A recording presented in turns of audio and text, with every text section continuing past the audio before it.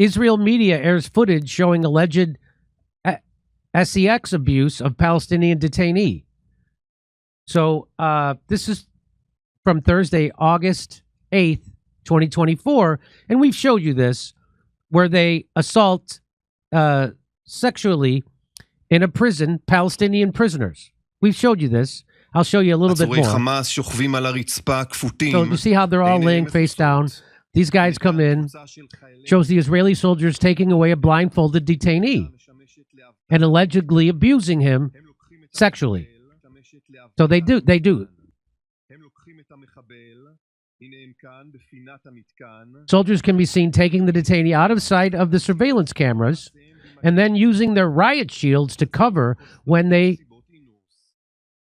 looks like they're graping him. So that's what they're doing. Spokesperson for the embassy in Washington did not immediately. Following the incident, Israel arrested 9 soldiers and ordered its own investigation. The arrest of the Israeli soldiers triggered protests by right-wing Israelis.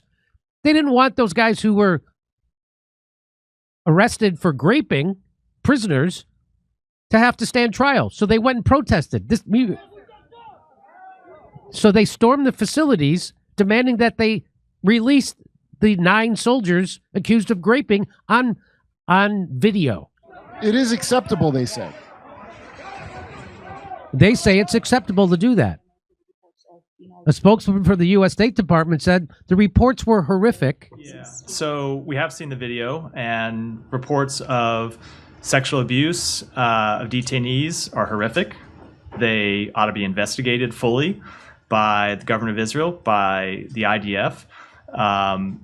Prisoners need to be treated, prisoners' human rights need to be respected in all cases. And when there are alleged violations, the government of Israel needs to take steps to investigate those who are alleged to have committed abuses and, if appropriate, hold them accountable. And so why am I showing you this? Because Israel just arrested the woman who released that video. Oh, good. Israel's top military lawyer, their top military lawyer, was arrested after she admitted leaking video of soldiers' abuse. Yeah. Okay. Police in Israel have arrested and detained the military's top legal officer after she admitted leaking footage of soldiers allegedly attacking a Palestinian detainee, and then in fact lying about her actions to Israel's high court. The military advocate general, Yafat Tomer Yerushalmi, said in a resignation letter last week that she had authorized publication of the video to diffuse attacks on military investigators and prosecutors working on the case. So they were investigating these 9 soldiers for graping these prisoners. So they're investigating. The people from the Israeli military are investigating other people in the Israeli military, and they're being attacked for it. They're attacking the investigators and the prosecutors. So what she did was she released the video thinking that would calm people down because they would see the video of them doing it and they'd be like, oh, I didn't know they actually did it. So now we can't. So that's why she did that, because people were attacking the investigators and the prosecutors who were looking into this. So Where's the Vatican over there, huh?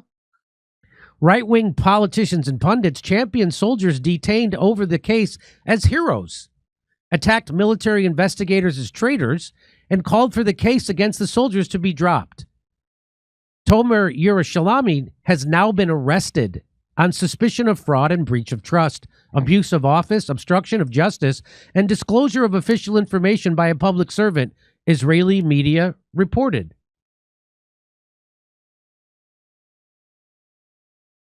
Her arrest and detention raises serious questions about the rule of law in Israel, accountability for abuse and killing of Palestinians during what a UN commission has called a genocidal war, and the country's ability to defend itself in international courts.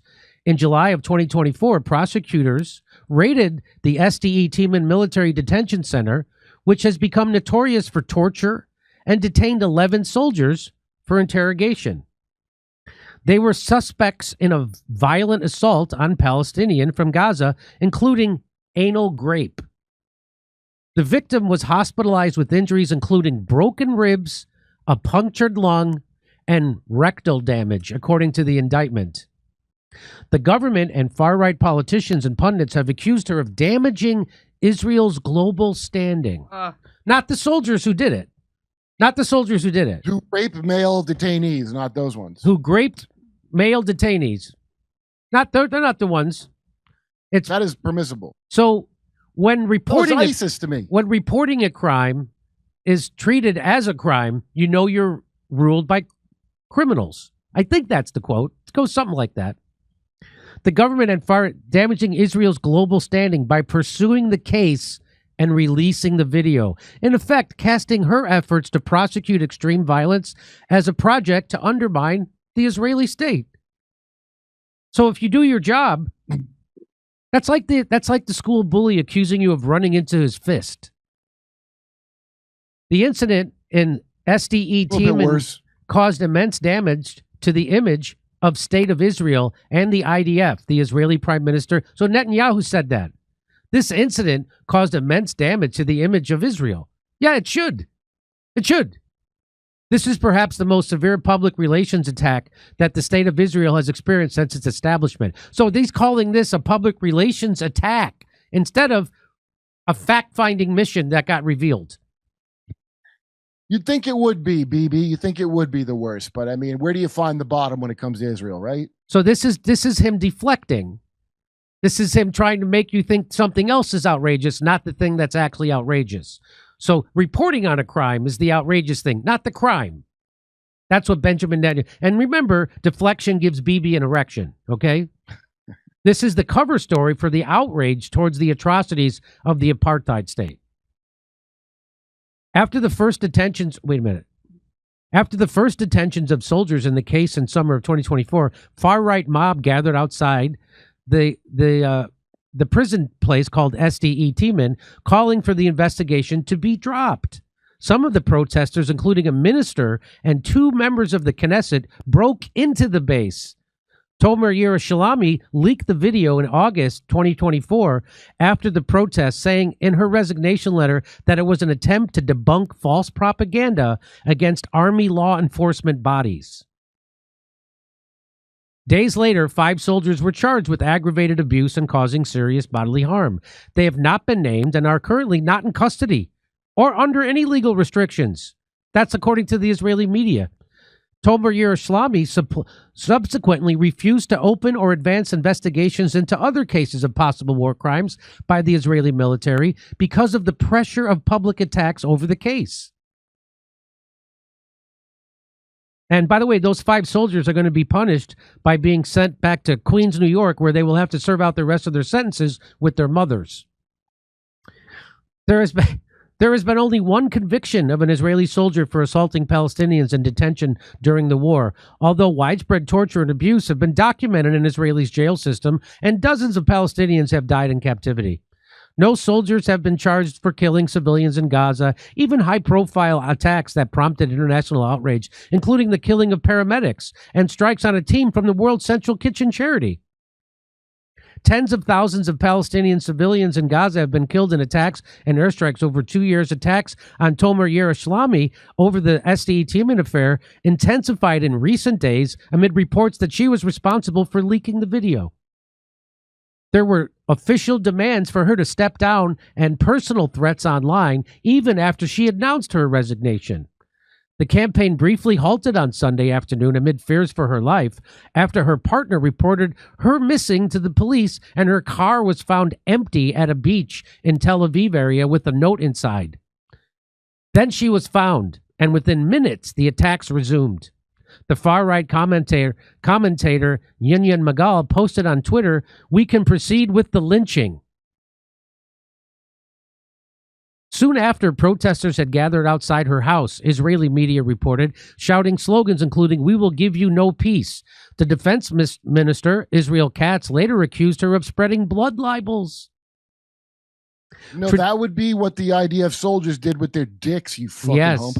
Traditionally, Israeli government and military have considered the existence of an independent judiciary a crucial barrier to international legal tribunals investigating Israel for alleged abuses against Palestinians.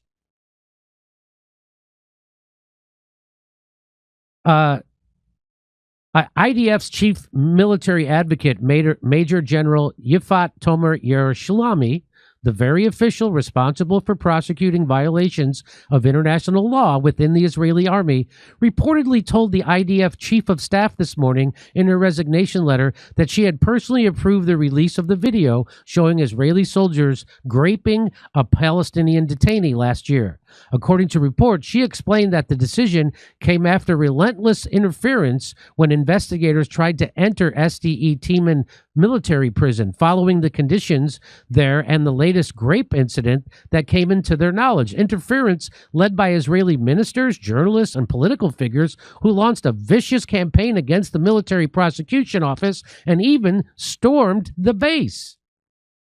Let's be clear, Major General Tomer Yerushalmi has never done her basic job to investigate the genocide unfolding under her watch.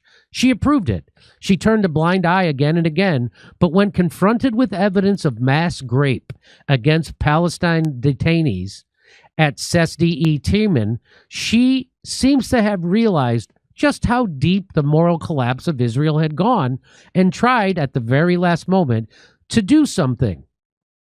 Not out of empathy for the victims or concern over the violations themselves.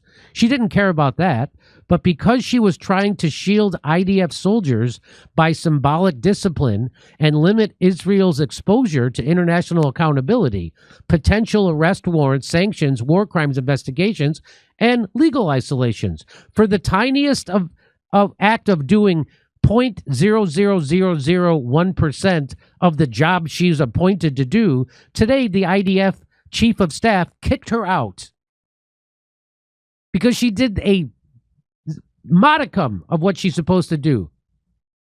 Because in today's Israel, even the faintest move toward fake accountability from within the IDF is treated as treason. So she wasn't really bringing accountability. She was bringing kind of a fake accountability, actually trying to shield them. But even doing that is seen as treason inside Israel. No, you have to be an absolutely beyond the pale, absurd liar and not like, yes, she's trying to do a reasonable lie to maybe try to, you know?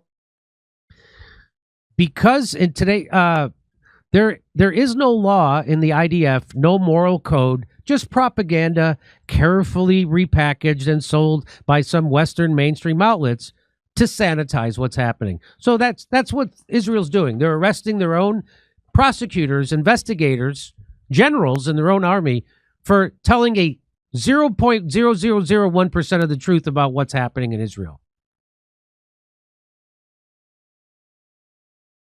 Okay, just to let you know, if you didn't think Israel could sink any further, well, they just did.